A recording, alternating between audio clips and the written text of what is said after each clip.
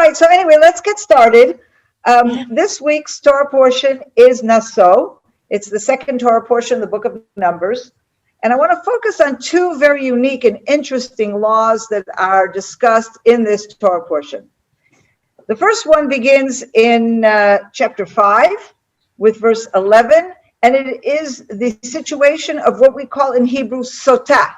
Now, that actually word Sota is not mentioned in these verses itself, although there is a similar word here, tiste, in verse 12, a word that is translated as meaning going astray. So you can think of the word Sota as a woman who has gone astray.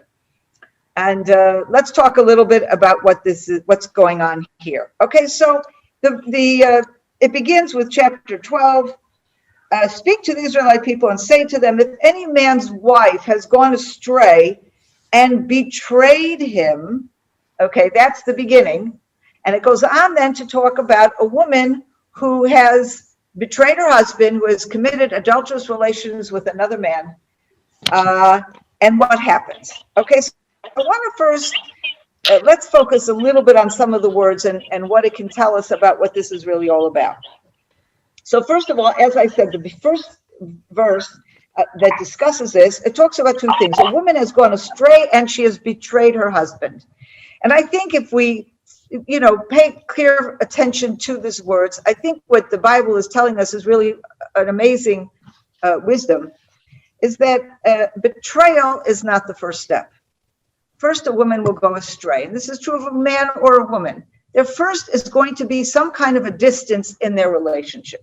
And once there is that distance, the going astray, picture the woman and the man moving far apart, okay? Once you have that kind of distance between man and woman in a marriage relationship, then and only then do you have a fertile ground for betrayal, for adultery.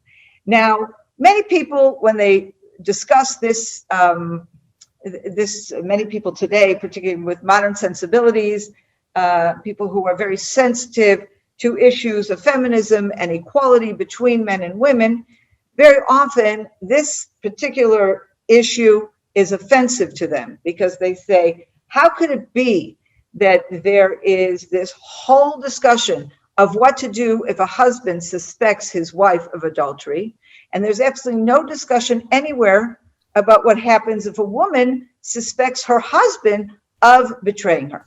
And to understand that here, you have to understand the context. In biblical times, polygamy, while polygamy was not encouraged in the Bible by any means, and the Bible is full of stories of polygamous relationships that go wrong or that have problems. I mean, just think of Jacob managing his 4 wives, the jealousies between Leah and Rachel, and all of that. Sarah and Hagar and all that with Abraham. So the Bible is saying loud and clear, don't mess with this, but it doesn't prohibit it. And it is the entire society at that time. Polygamous relationships were perfectly acceptable. And in fact, the Bible allows a man to have more than one wife. So the situation that we have here is not going to happen in a biblical context, because if a man starts looking at another woman, he'll just marry her, and that will be perfectly legitimate. Now, maybe there'll be problems within the family between the 2 wives, okay? But he's not going to leave one wife and marry another. He doesn't have to, because he can have more wives. Another thing that's very important to realize is that adultery, in other words, a man taking up with a married woman, is absolutely forbidden. But if this happens, both man and woman in that situation are equally punished. So if we go, for example, to Leviticus chapter 20, and we actually saw some of these things when we discussed this Torah portion some weeks ago. Leviticus chapter 20, there's of course a whole list of things, do's and don'ts in sexual relationships. And here we have verse 10. If a man commits adultery with a married woman, committing adultery with another man's wife, the adulterer and the adulteress shall be put to death. So both the man and the woman are equally treated. There is a capital crime. The issue, though, is a married woman cannot have relations with another man, whereas a married man can have a second wife. Of course, that is no longer the case today. In Jewish law, there's already 1,000 years ago, there was a change and an additional restriction, and men are not allowed to marry more than one wife. Okay, now let's go back to this, looking in the scripture itself, what it is we're talking about. And I think we saw in Leviticus 20, we have the basic foundation. Adultery is a no-no. But this story, this issue that is discussed here is not to tell us that adultery is a no-no. This is to tell us how do we deal with a particularly difficult situation. So let's take a look at these verses. Let's look at verse 13 first, okay? And we have the situation. A man has had carnal relations with her, talking about this married woman, unbeknown to her husband, okay? And it is hidden. It is hidden. And she has defiled herself without being forced. In other words, we take out rape, okay? There is no witness against her. So what we have here is a situation that a man has had relations with a married woman in secret. And there are no witnesses. So this verse actually tells us two things. First of all, the assumption of this verse is that the man and the woman have actually had relations, that the woman has actually betrayed her husband. But at the end of the verse, we lay the foundation for another possibility. We learn that there are no witnesses. And then we have verse 14. A fit of jealousy comes over him, and he is wrought up about the wife who has defiled herself. Or if a fit of jealousy comes over and he is wrought up about his wife, although she has not defiled herself. So as the beginning of this situation carries the assumption that the woman indeed has committed adultery and the husband suspects it, and in this case, rightfully suspects that there's something wrong. But at the end of verse 14, we have a completely different situation. The woman herself is pure. She has done nothing wrong, but the husband unjustly suspects her. And this is where the beauty of this, the way the scripture, way the Bible sets this out and gives us a solution. Right here, we see what the real problem is. We are all aware, every single Hollywood movie tells you about it if you don't know it about yourself in situations of people you actually know. But a situation of adultery, a situation is of a man feeling that he has been betrayed. And today, a woman can equally feel that way about her husband, is a very, very problematic situation because it is almost impossible to prove it. And what people do, the lengths that people do to try to prove it, hiring private detectives, penetrating and violating the privacy of individuals, putting in secret cameras, all these things that is just so awful, okay, when you think about it, just an awful situation. And this is the situation we have here at a time when there are no hidden cameras, thank God, and where nobody would even, the assumption of violating privacy is not even a possibility here. We have a situation where the husband suspects the wife, and there's no way to prove one way or another. The wife cannot prove she's innocent. The husband cannot prove she is guilty. What do you do? And so here, the Bible offers a supernatural intervention. And basically, what happens is the husband takes his wife to the temple. And there at the temple, there's a whole ceremony, a ceremony that involves some scripture written on a piece of paper and put in water and turned into ash. And it's a whole bizarre kind of thing. And creating these bitter waters, the woman has to swear, okay, or she will swear, she's supposed to swear that she's innocent. And she understands that if she's not innocent, she will be punished. She drinks the bitter waters. And at the end of the procedure, if she is indeed guilty, I'm not quite sure what this means. Nobody really understands what it actually means. But it says, if it happens, the Lord causes your thigh to sag and your belly to distend. What this means, does it mean she just becomes disfigured, uncomfortable, she's ill, does she die? It's not really clear. But whatever it is, it's a nasty kind of thing, and it becomes very clear that she is guilty. Okay? If, however, she drinks the bitter waters and she is indeed innocent, nothing happens. And in that way, it is proven, it is declared before everybody that this husband accused her unfairly. There was no foundation for this accusation, and she is truly innocent. And what's really neat is the way this whole section ends. And verse 27 and 28, we're in chapter 5, verse 27 and 28. Once he has made her drink the water, if she has defiled herself by breaking faith with her husband, the spell-inducing water shall enter into her to bring on bitterness, so that her belly shall distend and her thigh shall sag, and the woman shall become a curse among her people. But if the woman has not defiled herself and is pure, she shall be unharmed, and she will conceive. She will conceive. This is an amazing thing, because think of what's going on in a marriage. This is a marriage that is really in bad shape. A woman who is completely innocent, and yet her husband doesn't trust her. No matter what she says, she's begging him, she's trying to convince him that she has done nothing wrong, that she is not having relations with another man, and he doesn't believe her. He comes, brings her to the temple, proves, at the end, he's disproven. She proves her innocence. What kind of marriage will they go back to? She comes back, although her innocence has been proven. What kind of relationship, what kind of trust can be built between these two? So one of the things that's really amazing is by having this bitter waters, the husband gets objective indication that he was wrong and he should trust her. So it enables him to step down from his whatever and to trust her again, to build trust. But here, God added something else. She will conceive. Again, today we are used to all kinds of different ways of relationships between men and women, although certain things really don't change, even though, our sensibilities have changed. But certainly in ancient times, a woman was not economically independent. A woman was completely dependent on her husband economically. And a woman who, let's say, would have been divorced by her husband will be damaged goods, and it will be almost impossible for her to remarry. Okay?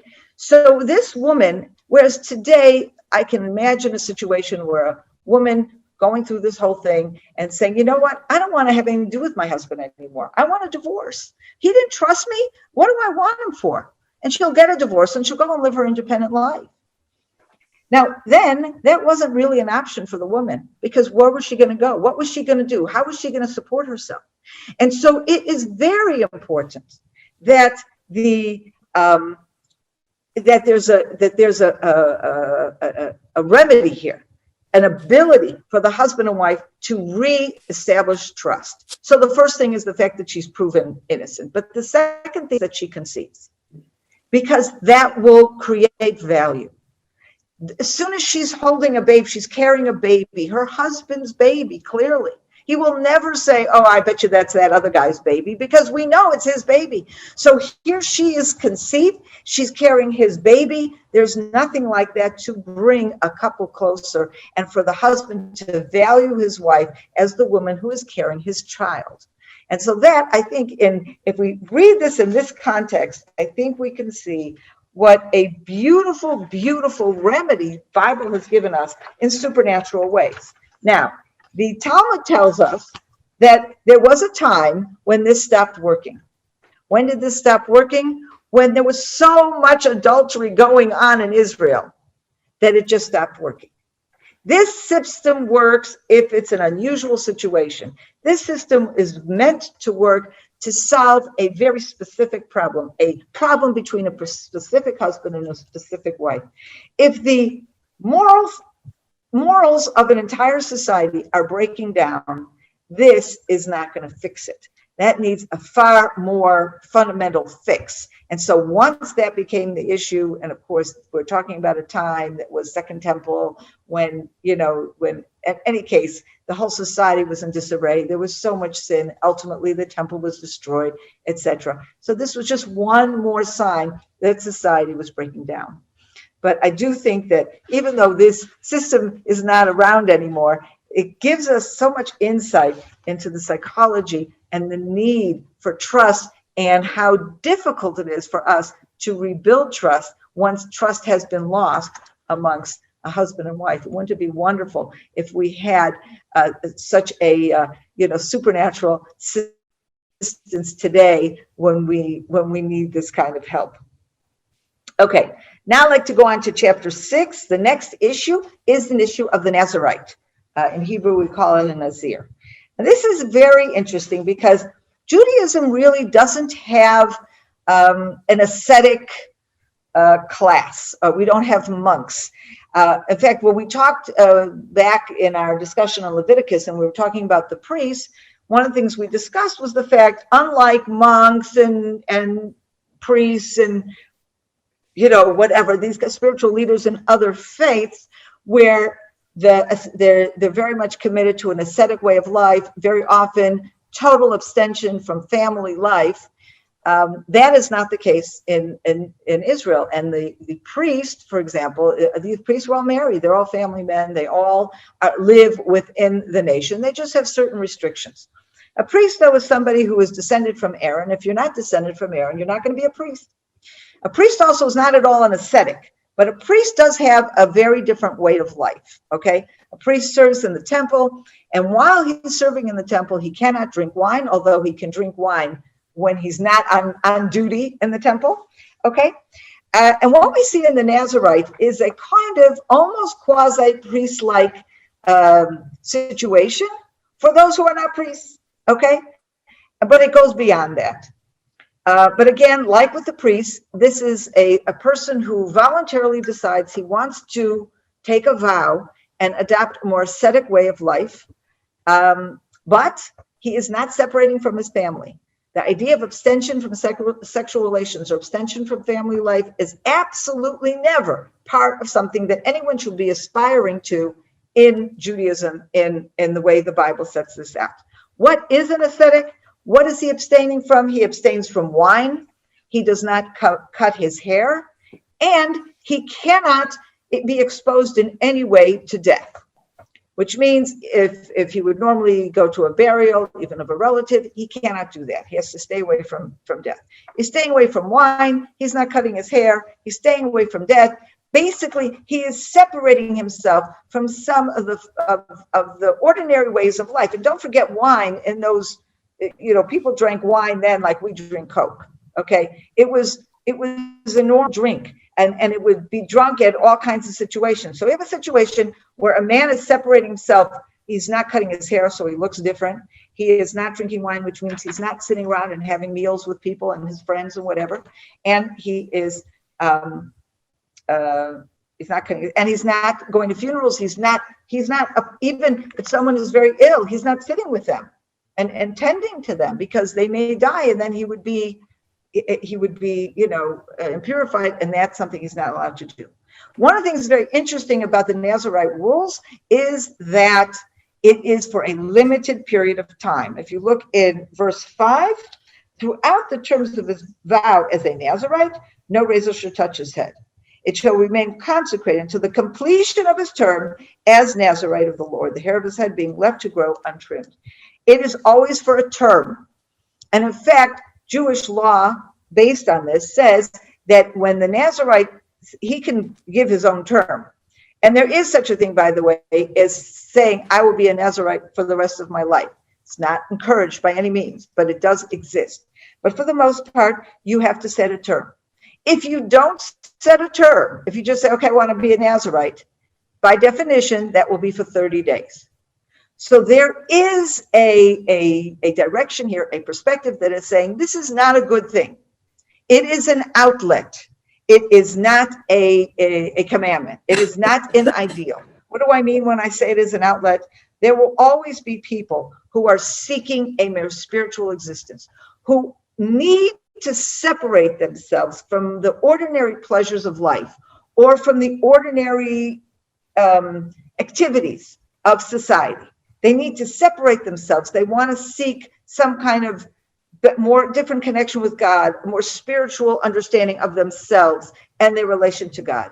And so the Bible gives them this option. This is how you do it within these parameters. And when they finish it, they bring a sacrifice. They bring a sin offering, which indicates that perhaps this is not an ideal situation.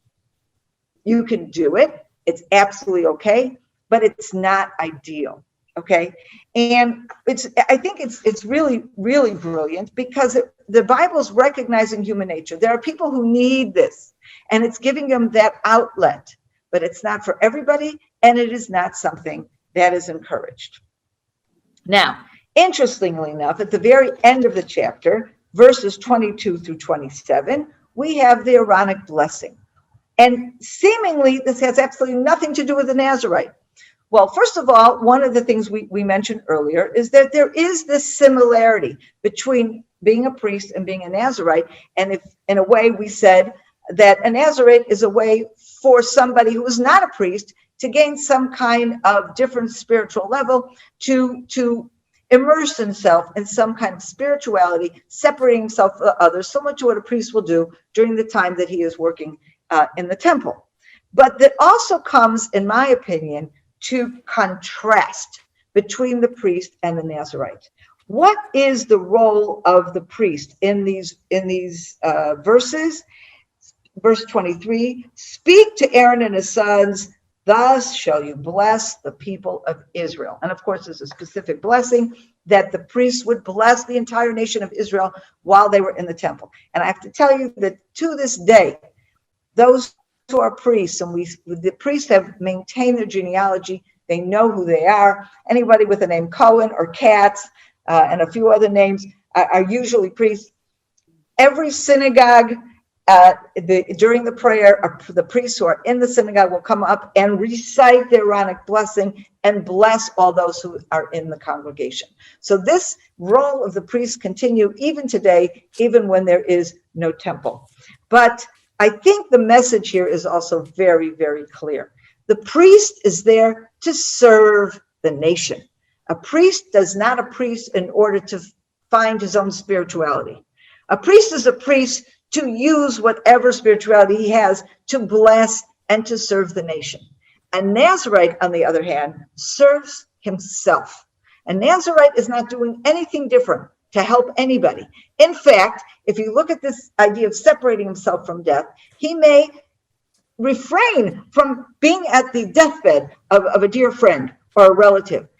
A Nazirite is there to fulfill an individual need. And there is that outlook, but it is a Nazirite serves himself. He doesn't serve the nation. And that is a very, very fundamental difference between these two groups of people. Now, we talked about the subject of this whole series in Numbers is the nitty gritty of nationhood. And last week, we talked about how in the census is all based on families. Everybody is counted based on their tribal identity and then based on their family identity.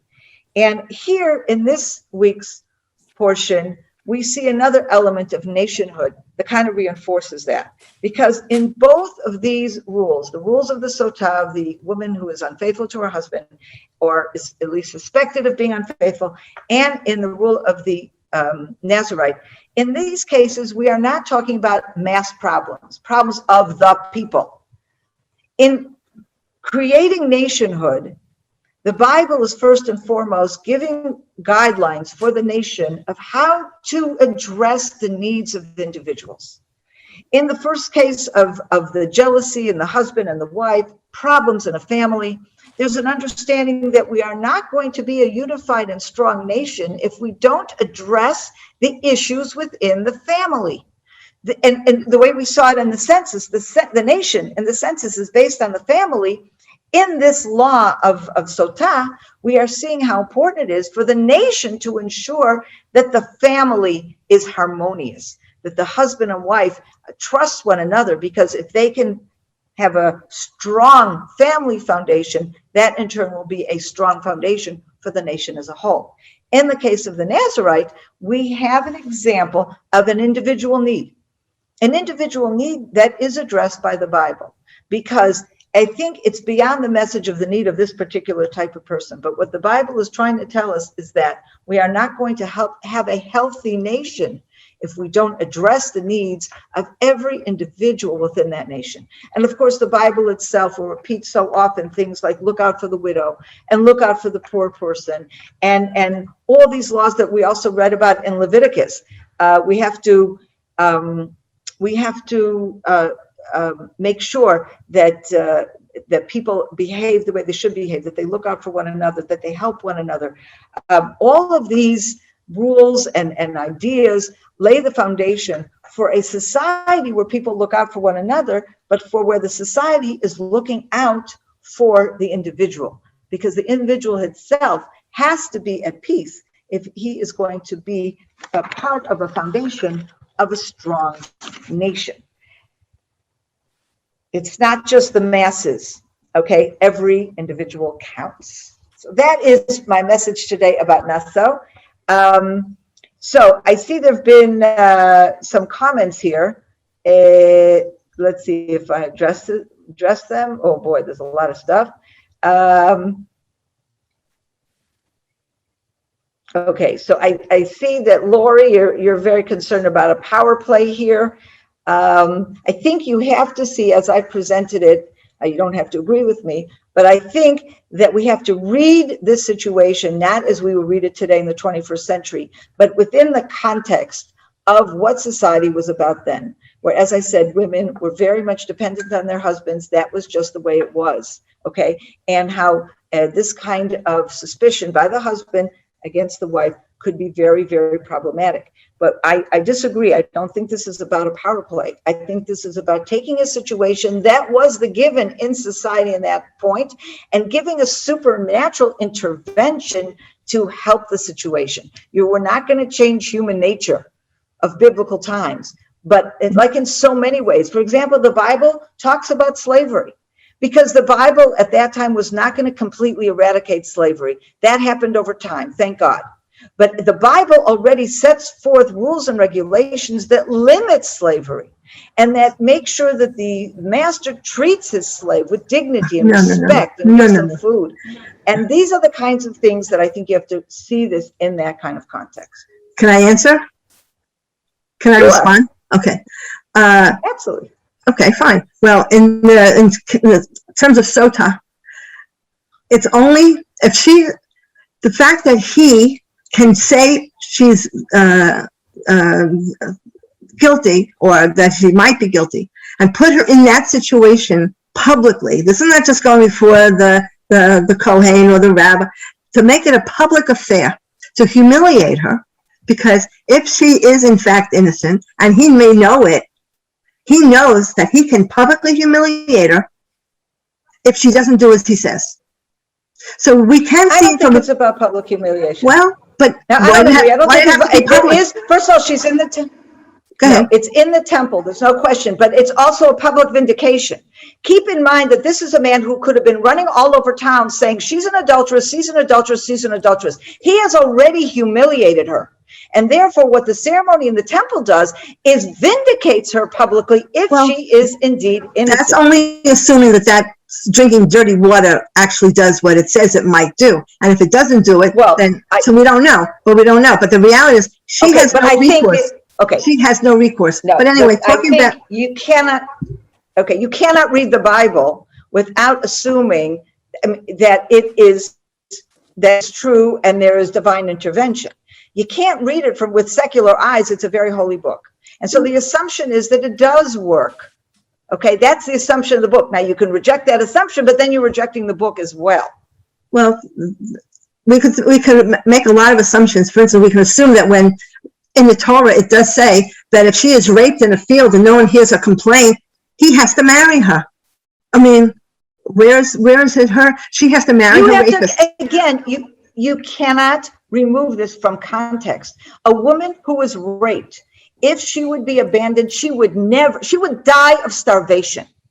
In that time, this is not the law today. Today we have different abilities. Okay, so in that time, it was a tremendous mercy that he was responsible for looking after her, for supporting her, and giving her shelter. Now, this was a bad deal for a woman, no question. But in those years, that was the only recourse. And again, as the same thing as I said with slavery, we're not going to be able to change the whole world overnight.